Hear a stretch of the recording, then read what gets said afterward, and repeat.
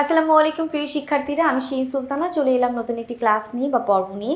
আলোচনা করব বৈশ্বিক কবিতার টাইপ 1 নিয়ে এমসিকিউ। বৈশ্বিক কবিতার টাইপ 1-এ আমরা সাজিয়েছি লেখক পরিচিতি বা কবি পরিচিতি নিয়ে। তো আল মাহমুদ সম্পর্কে আমরা এই মুহূর্তে একটু জানাজানি করব। তার জন্মসাল, মৃত্যুসাল, কি কি লিখেছেন, কি কি লেখেন নাই বা কোনগুলো ইম্পর্টেন্ট সেগুলা। একে আছে আল মাহমুদ কত সালে জন্মগ্রহণ করেছেন? 1936 সালে।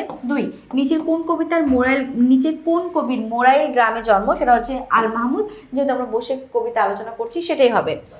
মীর আব্দুস শুকুর কার প্রকৃত নাম? যেহেতু আল মাহমুদ হবে তাহলে অবশ্যই উত্তর হচ্ছে 3 নাম্বার, 3-এর 3।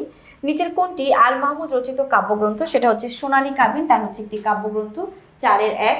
5 নম্বর প্রশ্ন আছে আল মাহমুদ দীর্ঘকাল কোন পেশায় যুক্ত ছিলেন? সেটা হচ্ছে সাংবাদিকতা। 6 নম্বর, কালের কলস কি ধরনের রচনা? কালের কলস হচ্ছে তার একটি কাব্যগ্রন্থ। 7 নম্বর দেখব কোনটি আল মাহমুদ বিশেষভাবে অনুপ্রাণিত করেছে? সেটা হচ্ছে বাংলাদেশের মুক্তিযুদ্ধ। 8-এ আছে নিচের কোনটি আল মাহমুদ রচিত কাব্যগ্রন্থ? লোকলোকান্ত তার একটি কাব্যগ্রন্থ। 9 নম্বর, নিচের কোনটি আল মাহমুদের শিশুতোষ কবিতার বই? সেটা হচ্ছে পাখির কাছে ফুলের কাছে। নিচের কোনটি কথা সাহিত্যিক? সোনালী কাবিন, লোকলোকান্তর, কালের কৌশল বা পানকৌড়ির রক্ত। এটা হচ্ছে কথা সাহিত্যিক বলতে উপন্যাসকে বোঝায়।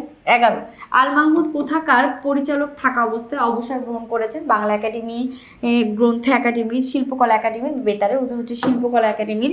12, স্বাধীনতার পর আল মাহমুদ কোন পত্রিকার সম্পাদকে নিযুক্ত হন? প্রথম আলো, ভারত ভোরের কাগজ, দৈনিক গণকণ্ঠ বা মানব জমিন। উত্তর হচ্ছে দৈনিক গণকণ্ঠ।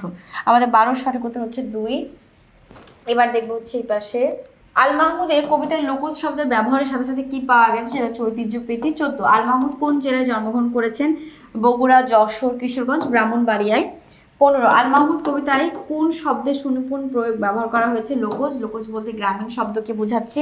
16, আল মাহমুদ কত তারিখে মৃত্যুবরণ করেছেন? সেটা হচ্ছে 15ই ফেব্রুয়ারি। আর 17 হচ্ছে আল মাহমুদ কত সালে মৃত্যুবরণ করেছেন? 2019 সালে। শেষ করবো এখনই, পরবর্তী পর্ব নিয়ে খুব দ্রুতই আসবো। সে পর্যন্ত ভালো থেকো, সুস্থ থেকো। আল্লাহ হাফিজ, আসসালামু আলাইকুম।